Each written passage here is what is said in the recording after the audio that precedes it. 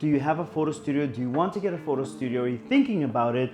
7 tips today that's going to help you take your marketing and your revenue from a photo studio from this level all the way up here. Let's start with the first of 7. But first, I just want to tell you real fast. I booked a ton of studios for my music videos, for my commercials, for my photo shoots, for videos for you, for YouTube. And then, of course, I used to own a photo studio. So I'm using all of those skills to help you do better. So the first one is you got to niche down. A lot of people hate that term right now, and they're wrong if they do hate it, but you have to niche down, especially today. In today's world, so let me give you an example. 1 year ago today, I was looking for a studio, and I remember thinking, God, even the simple white box studios are 60-70% booked. It was really hard to get a booking, so I paid a lot of money. This week, I noticed that virtually this exact same studios, because obviously I'm gonna look at the same ones, that's what catches my eye, but a simple white space like this is 20-25% booked. That just means a few things. Number one, the market is saturated. Number two, they're not standing out. So when I have 6 or 7 pages of studios like this, if they're on page 3, they may virtually have 0 chance of getting booked. How you're going to get booked is by making sure you stand out. So basically what you have to do is decide, where do you want to live? Like, not your residence, but where should your studio branding live? Do you want to be known as the New York loft studio with the big windows that flood the light?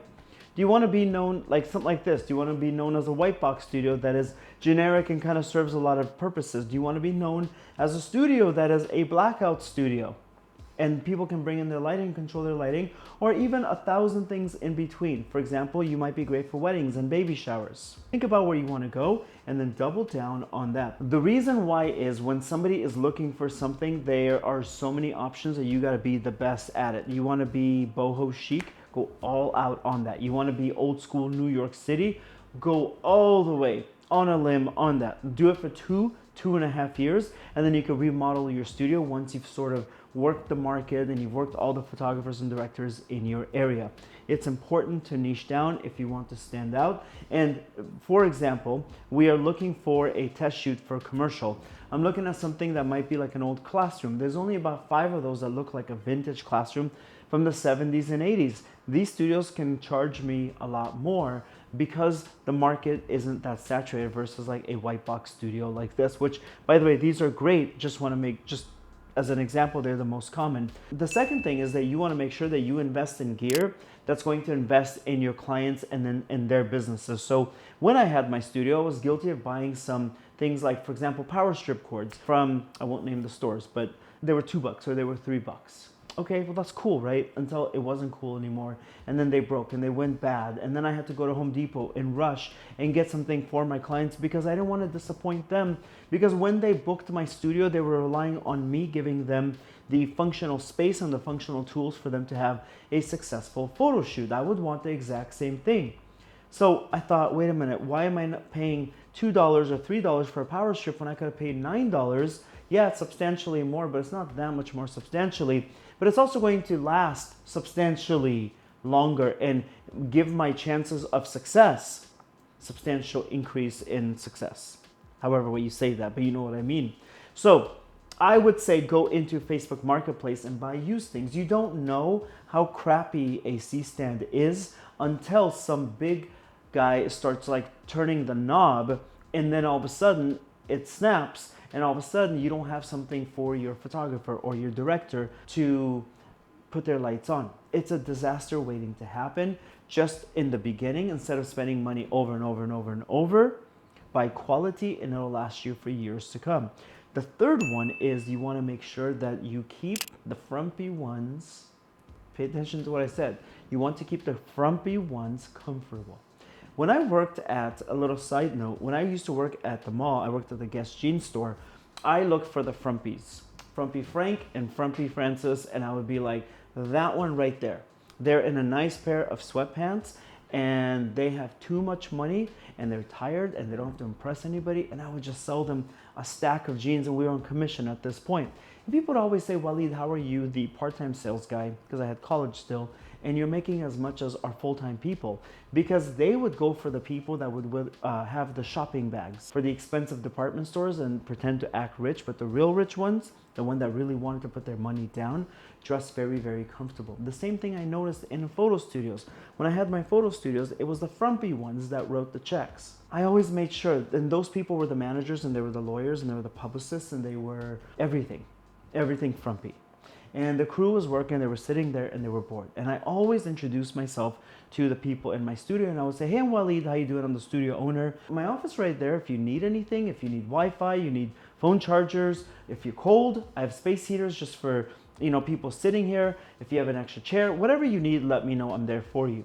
Just by me going there and introducing myself and offering things, they liked me that much more. They had more conversations with me, and those conversations led to me booking more clients, booking for my studio, for my own career, and just getting to know people and making friends.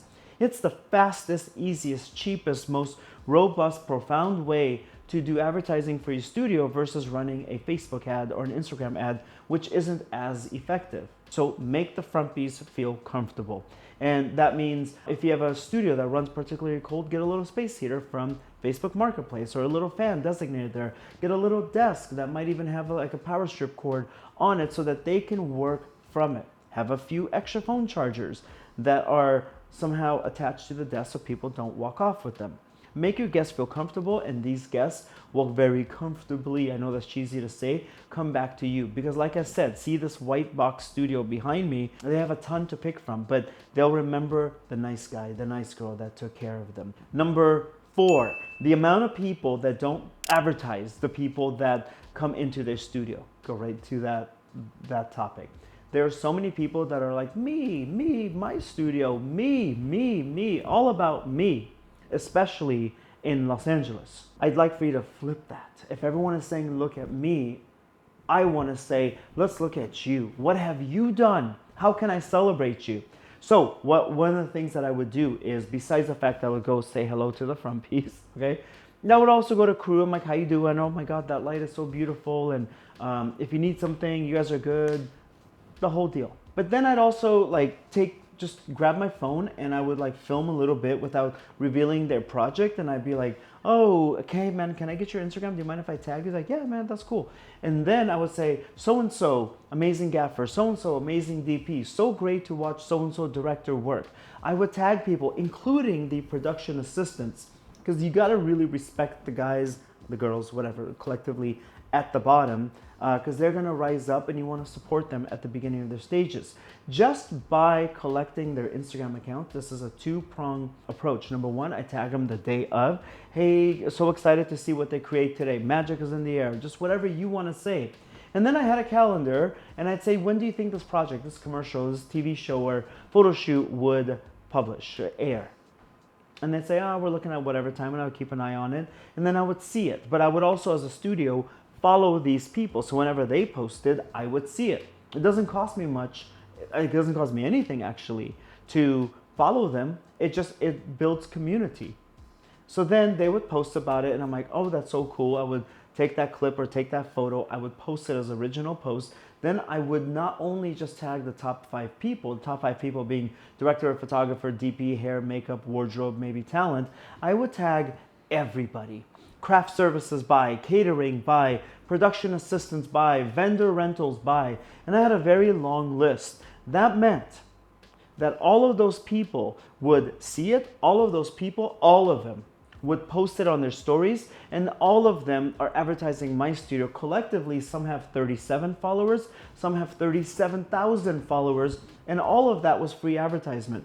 But I also did it because I found out that people were getting jobs because of it. I also did it because it was a way for me to thank them and to put their work out there and say, this is so cool. But I also did it because it was advertisement for my studio. So hope that makes a lot of sense for you. And if it does or it doesn't, put them in the comments. I am one of the very few accounts that read every single comment and I respond to every single one of them. And while I'm here talking to you about that, a thumbs up helps this channel so much. The next one is a solid business plan. I've absolutely no, gone are the days of the 5-year business plans. And one of the reasons why we would do 5 or 7 or even 8-year business plans is largely because we wanted to borrow money from the bank. But you may not even want to do that. You want to have a business plan as a guide for yourself, maybe for you and a business partner. That scared the hell out of me. I thought someone was standing behind me. Okay, you just need this almost as a guideline, like a mission statement. Hey, we're going in this direction. Remember, I know that all this stuff is shiny lights and shiny object syndrome, but we're going in that direction. So we have to remember that. Okay, so a business plan you need 12 to 18 months. I think that even a 24-month business plan might be too long. In this business plan, you got to have how we're going to use social media, who we're going to go after as far as building collaborations with, networks with, the events that we want to have in this amount of time. Again, not because you want to borrow money from a bank, but because you want to keep yourself in check. You have to keep yourself in check or the market will check you. The next one, number 6, is networking in a whole different way. So many people are like, I network. I'm like, hey, I'm Waleed, how you doing?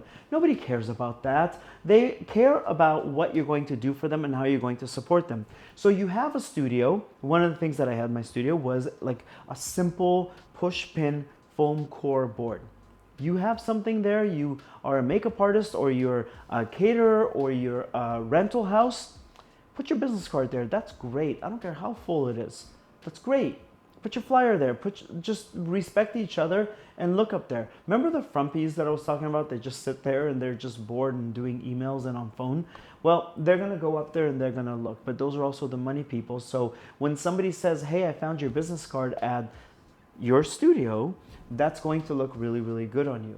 Now, you might think nobody really has business cards today. You would be surprised. You really would be surprised. But another way that you can do this is also a digital business card. It takes one page on your website, whether you have a Squarespace or a WordPress or another website. It's so easy to just say, okay, so wedding venue places do this a lot.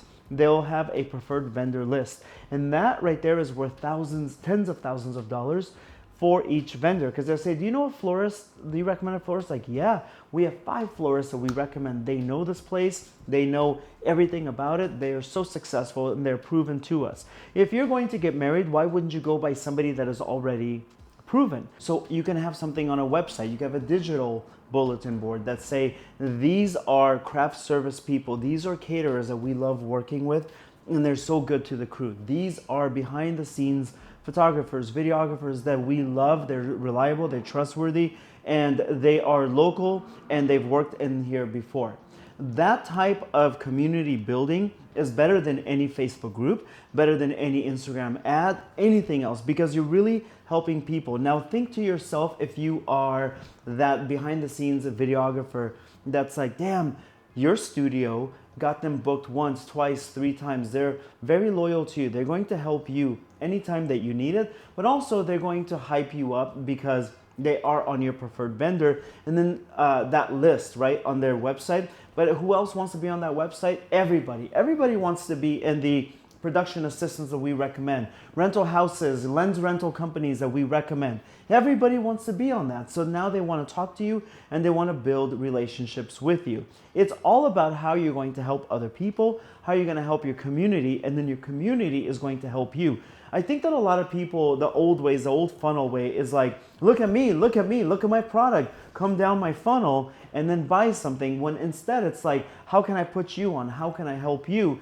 That's really, I think, the best way. That's how it's done in a lot of other countries. By the way, if you're a photographer that is looking to learn about pricing, my STEP pricing course, STEP stands for secret to easy photography pricing. It's my experience from my career made so easy for you that it's like, it's a game changer for your business and your life. But let's go to number 7. You got to make it easy for people. You got to make it easy for people to find success. So when I had my studio, you would get like a 3-page PDF from me, and then they could forward that to their crew members and their models and guests. That would be an address for my studio. That would be a link, a direct link to Google Maps. That would also have a screenshot of Google Maps and with a little arrow, we are here, pointing to it. That would be a secondary map on that thing. It doesn't take much to make sure that they're like, I would line up the streets. Green color. Green means free parking. Yellow meant free parking to a certain amount of time. Red meant you're gonna get towed on the street, or your car's gonna get broken into, don't park there. And then I would also designate this is a paid lot, this is a paid lot. All of those things made it easier for my clients to come back, to actually even do it successfully the first time. So you would do that. I would also say I would give them a link that they would have on that PDF. Nearest hardware store is here. Nearest hospital is here. Nearest rental house is here. Here are some PAs that we recommend in case you need somebody. I didn't ask for anything from those PAs, but I would send that, and I would send all that to them. But then also, I would take care of them when they were in there. Remember the Frumpies that I spoke about? Like, oh, that's the parent, the lawyer, the manager, agent. I would also, obviously, if I'm kind to them in the beginning, we start having conversations. I check in with them throughout the day. What would also happen is, hey man, do you have any other artists? Do you guys do a lot of photo shoots? Yeah, we do some from time to time. You know what? Give me a call. Here's my card. Here's my phone number. Here's my email. I'll hook you up next time. So if you guys want like 3 hours, don't book 4, book 3, and I'll give you the 4th for free just to help your budget. That right there brought up my bookings so much, because they're like, dude, there's so many. Look at studios. There are so many studios that look just like this. This is great. But who's the one that gave them a little freebie, a little thank you, a little I appreciate you token? It was my studio. So they would come back to my studio. Do the same thing for your studio. It doesn't take much. Take care of people and they will take care of you. So it's those sort of customer service tactics. I got a bonus for you too. That's gonna help you out a lot. The bonus thing too is a lot of people think commission is unethical. You know what's unethical is giving all your vendors Christmas gifts at the end of the year and then being passive aggressive. And really what that Christmas gift means in the business world is please hire me again for the next year. But a commission is honest. I have an Amazon link at the bottom of this video. I get like coins, pennies from it. If you buy something, it's a commission. You were gonna buy it anyways, but it helps me and my channel a little bit. So if you have somebody there, if you have a rental house that is like renting out to people, say, hey, do you know a good studio? Why not give them 20% commission? Because they're not going to recommend you if you're a bad studio. They're not gonna recommend you for just the commission money. They have to protect their reputation. So they have a handful of studios that are great people, but one of them is giving 20, 25, 30%. So that gets you booked over and over and over and over. See how this works? That's your bonus. By the way, you want to learn more from me about photo studios, I have a full playlist that's going to walk you through every single thing. I would love to see you again. Click subscribe. I'd love it if you give it a little thumbs up. And by the way, I'm probably the only photo channel. No, that's not true. I'm one of a few that read every single comment and respond to every single one of them. So if you have questions, I'd love to help you out if I can. If the question is a wider question, then I'll even make a video about it to help you further and other people like you. My name is Walid Azami. My work is right here, walidazami.com. Thank you for listening. And yeah, I'll see you next time.